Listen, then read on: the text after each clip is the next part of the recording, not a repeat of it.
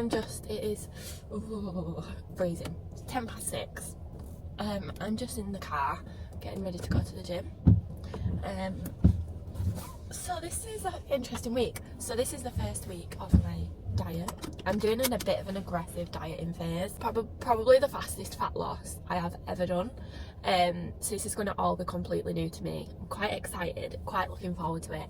I'm going to show you my week 1 results, but you won't see them till the end of the video. And I am going to take you through step by step exactly how I am setting up this dieting phase, all the ins and outs, like what I will be eating, how I will be training, the activity that I'll be doing and how I get that in, everything. I am going to take you through that and show you that it is possible. You can do it. You don't have to fuck up your relationship with food in the process, and it doesn't make you any less of a human being just because you've got a fat loss goal. I'm off to the gym now because I'll never get there otherwise, but speak to you soon.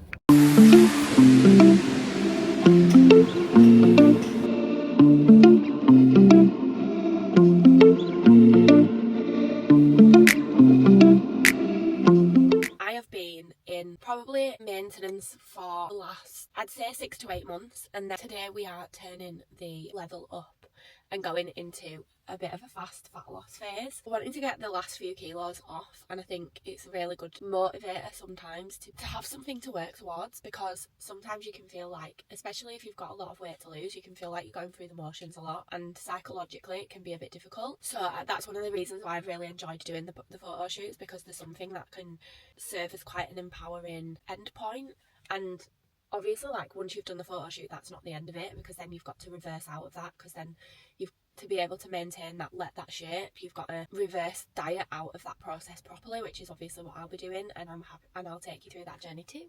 But yeah, it's something that is going to be fast. It's going to be 6 weeks of graft. It's not going to be easy at all. I'm really going to have to push myself with, like, my steps. I'm going to have to really drop my calories, and that's not going to be always nice, because there is a lot of different things coming up that we've got planned in, because it was very last minute, very unexpected, it wasn't really part of the long-term plan. So here I am doing my second photo shoot, and the aim is to get in the best shape I can, like the best, and I want to see all the muscle that I've been building. And the idea is that when you're dieting like this, you don't want to be doing it all every summer, like dieting for a holiday. Every holiday you go on dieting. Actually, like, all the people that you see who stay in good shape all the way around have done a lot of work to build muscle in between those fat loss phases.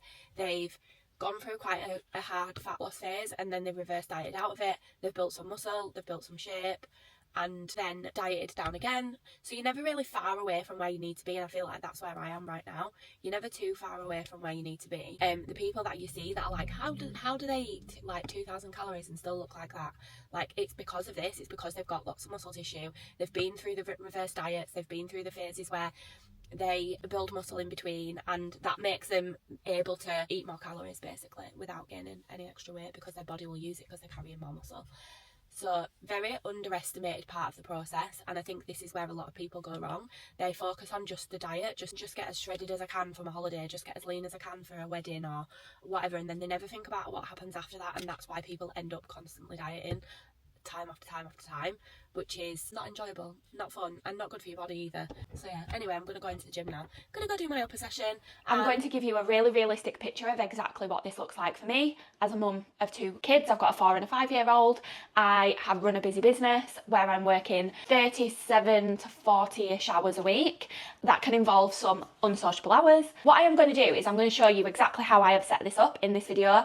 I'm also going to show you my week 1 progress. So I will show you where I started, and then I will show you at the end of this video where I am at after week 1. So to give you an idea of exactly where I am starting, I am currently starting at about 70.5 kilos. I spent a period of time last year for about 4 months in a fat loss phase. I lost 11 kilos in that fat loss phase and did the photo shoot at the end of it. It was amazing. It was such a good experience.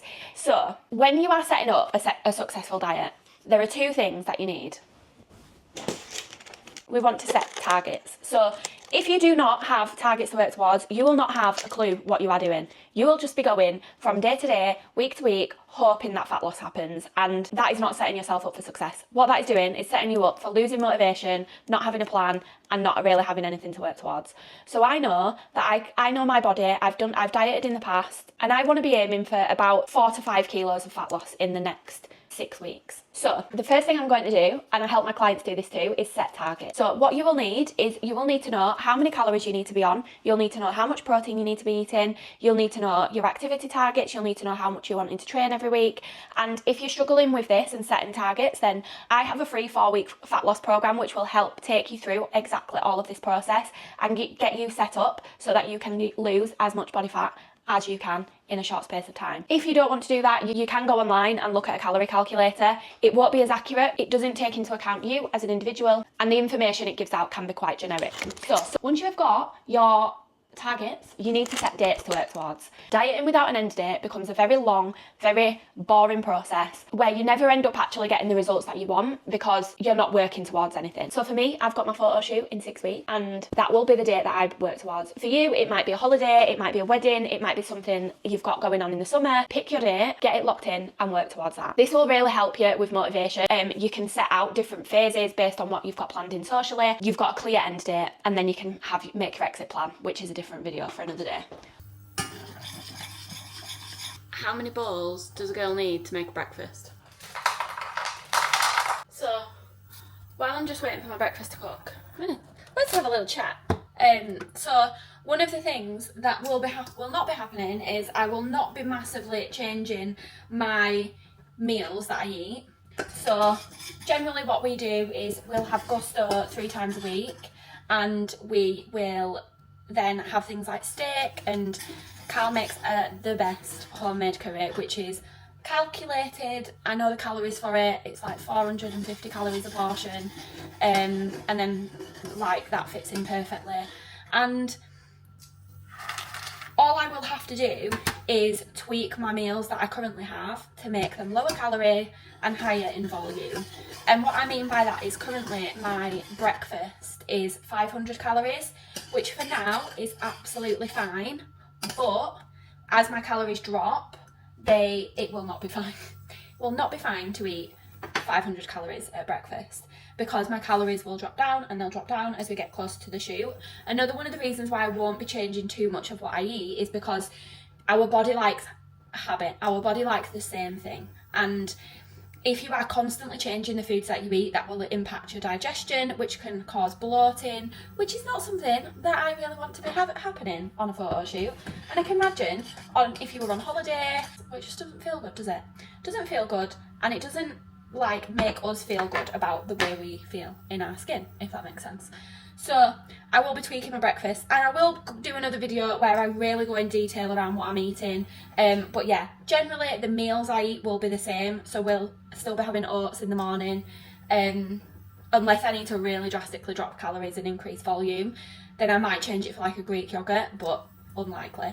So I'll be having oats in like for my first meal. Second meal will generally be either, and I've got a meal plan to help me with this. So if I do get a bit like stressed out and overwhelmed by counting calories, I've got a meal plan, and this is something I do with my clients too. I'll either be having chicken with like rice and salad or veg, and I'll be having like chicken sausages, bacon medallions, eggs, and a bagel thin, and some mushrooms, fried mushrooms.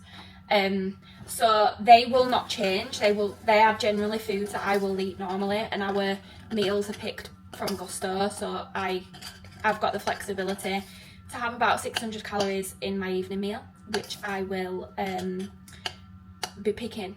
Anyway, I'm gonna carry on cooking my breakfast before I overcook it, and then I'll catch you later.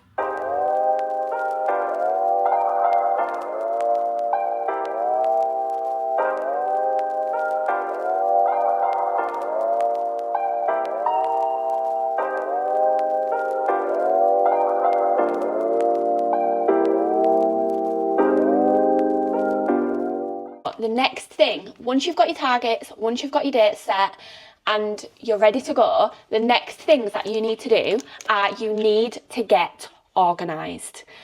I cannot stress this enough. If you are going through a fat loss phase, just winging it and hoping for the best, you are not going to get where you want to be. You are going to give up before you've even got anywhere close to where you want to be. You're not going to make as much progress as you want to make because you'll probably be winging it. You'll probably be letting yourself off the hook with certain things. You'll be saying yes to things that you should be saying no to. You need to make sure that you are organised, that you plan your week, that you plan your day, you plan your meals. And I don't just mean, oh, I'm just going to have 500 calories for my lunch, and or if I have this almond croissant for breakfast and a coffee, that makes 300 calories, so that'll be okay. No. You need to make sure that your meals are set up to keep you full, satiated, to preserve muscle tissue. Now, I am not saying that you will feel full all the time throughout this fat loss phase. It is inevitable that you will feel hungry, and I will go on to that in a second. If you are not planning your meals and you are winging it, you are consistently going to go over your calories. You run the risk of, again, not making much progress, letting things slide, and it's actually going to make the process so much more stressful than it needs to be. When I talk about planning meals, a lot of my clients will be like, oh, I don't know where I'm going to fit that in, but actually planning your meals will save you time. It will save you decisions that you have to make on a daily basis and just make things 100 million times easier for you. So once you've got organised, once you've planned your week, planned your meals, the next thing you need to make sure you do is communicate. I cannot stress this enough. Stop trying to do fat loss in secret and make it a secret mission. It does not have to be. You will find this so much easier if you have got support from those around you. Communicate to your friends and communicate to your family. Tell them what is going on and why it's important to you and that it's just temporary and you could really use their support. The first thing I did when I decided to agree on this photo shoot was I told my husband, Carl, and I told my mum. They're two people I spend the most time with. Carl cooks our evening meal quite often. I can get him on board with that and make sure that I'm eating meals that support my goals right now. And again, tell them it's not forever, it's just temporary and I could really use the support right now.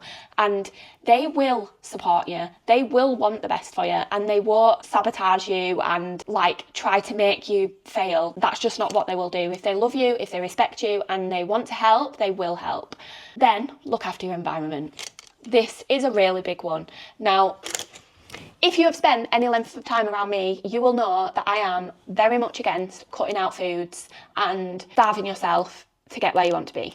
One of the things you really need to do when you are in a fat loss phase, and I have done this myself, is look after your environment. If you've not planned your meals, I know for me, in my house, I do the school runs. So I'll take the boys to school, I will pick them up. I also have my business to run. So I'm working as hard as I possibly can in the time that they're at school and also on an evening and a little bit at a weekend as well.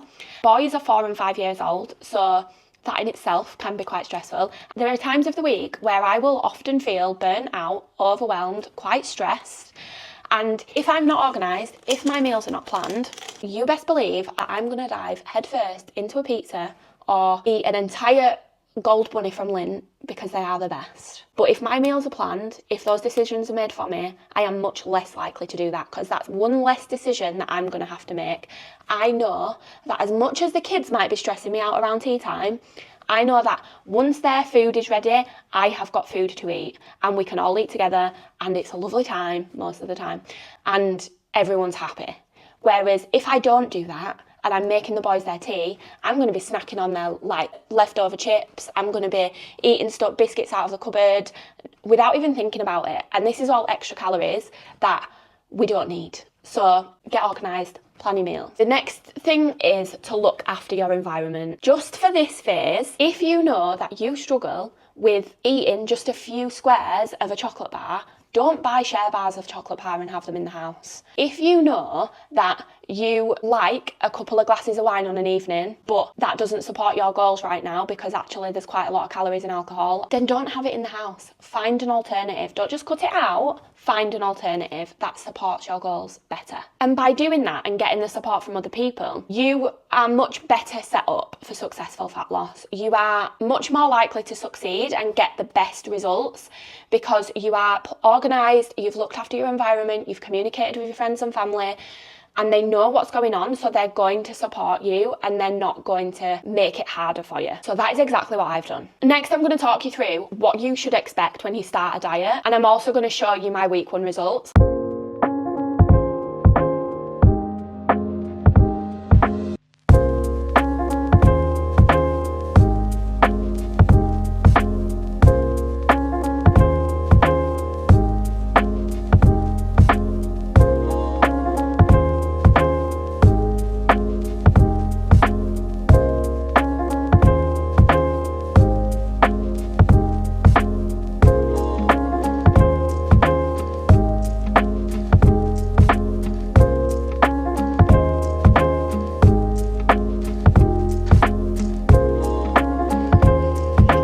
So step 3 is accountability.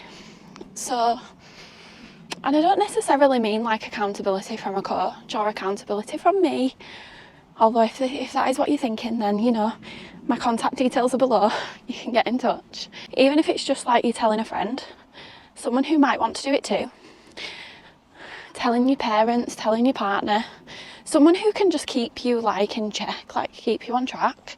It's not a bad thing. Like, everyone needs it, we all need it, because we can sometimes like get caught up in day-to-day life and our emotions can get the better of us, and like, we're human beings, that's just life.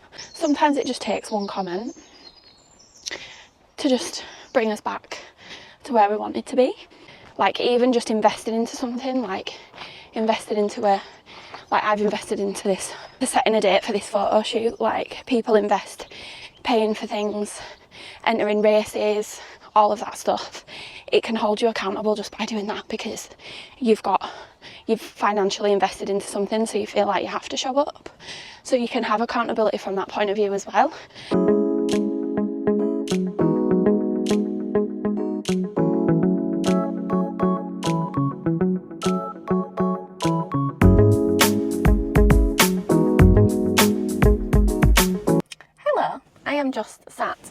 I'm just about to go in the gym and literally had such a lovely morning.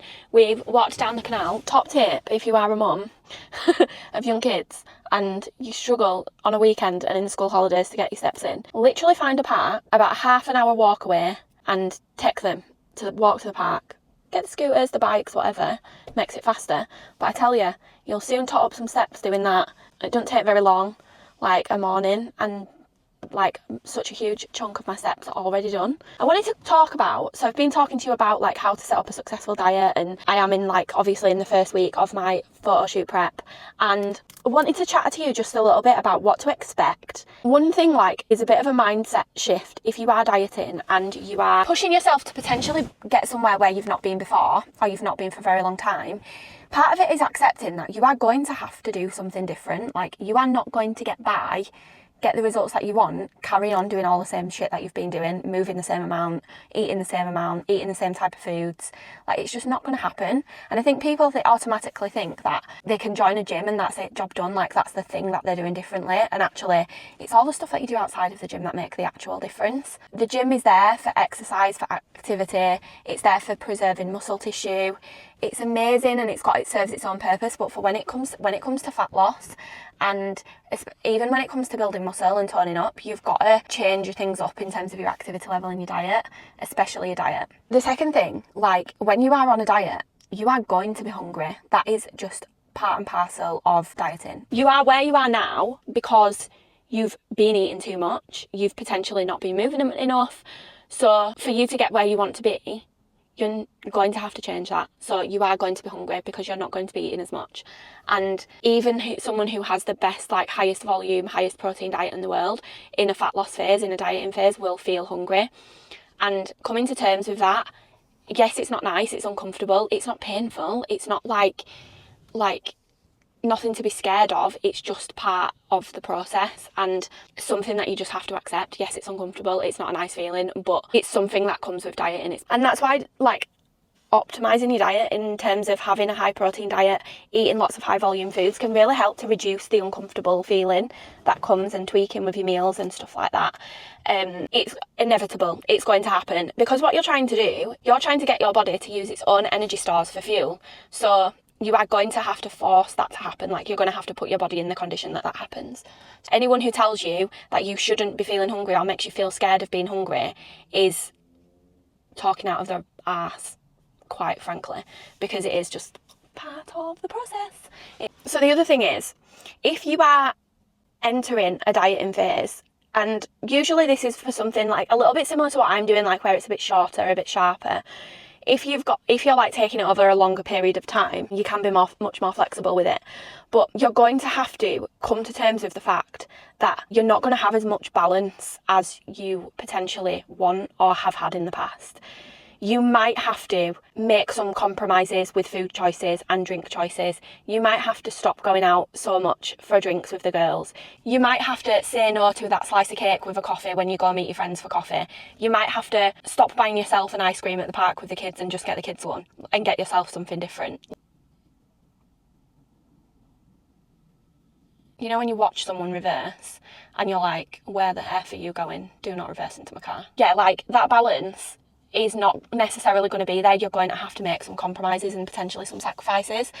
That doesn't mean you have to turn into a boring bitch. It doesn't mean that at all. But this is where like getting support from those around you really counts, and remembering that it's a short-term process. Like, this is not going to be your life forever, but actually sometimes we have to say no to like going out so much. And the thing is, we often avoid doing that because some of us can be people pleasers. Having those boundaries and accepting that actually you might not get the balance as much when you're in a dieting phase. You might have to say no to more things. You might have to, and if you've got a lot of things going on, that's fine.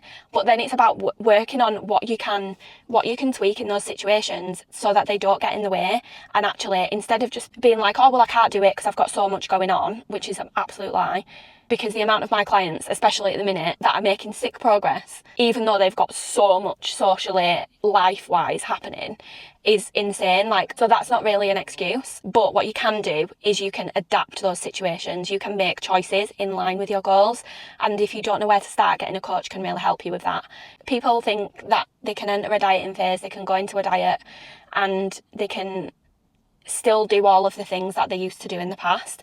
You'd be foolish to think that you don't have to make some changes somewhere, because everything that you've been doing over the past like 6 months, 12 months, 2 years has got you to where you are right now. That's what the past few months and few years have looked like for you.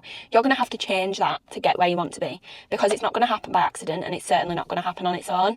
So I'm going to go train, and then I'm going to come back and I'm going to talk through my progress from the first week. So what I've achieved, where I've got to, how it's gone, how I've found it, what the plan is for next week. So I'm going to go through all that.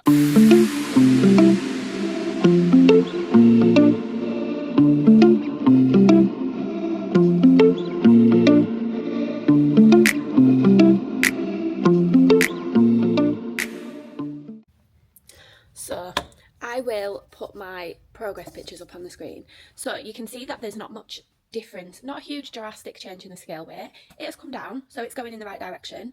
But you can see, so one of the reasons why it's really important to make sure that you're not just going off the scale weight is because I've taken my pictures and I've started taking my waist measurement, but taking pictures is super useful, because you can see from my pictures that actually like you're leaning out, like, so you can see it in my back, in my arms especially, which I'm buzzing about. And yeah, you can really see those areas leaning out. You can see the like already, like in a week, that those areas have already started to get like visibly more toned. Like you can see the defined muscle in there, which is amazing. And that's really all that I want to see. Like, that's all the real reassurance that I need. So next week I'm going to be going into dropping my calories. They're going to be dropping down by about 100 a day, I think. And then my steps will be the tricky one next week, because it is half term and I've got 2 weeks off now with the boys, and it is notoriously difficult to get my steps in when it's a half term week. So that's going to be my challenge next week, is going to be getting my steps in. So workouts will be fine. I'll be doing 4 sessions. I'll be doing 2 upper, 2 lower, and a little bit of cardio on the end of each session. That's it. And my calories will be dropping. But in the next video, I'm going to go through what I will be eating. So I'm going to be talking a lot more about how I'm eating to stay within my calories, especially during half term when it's a lot busier, it's a lot more chaotic. The structure and routine is so different, but there is still a structure and routine. So I'm going to take you through that.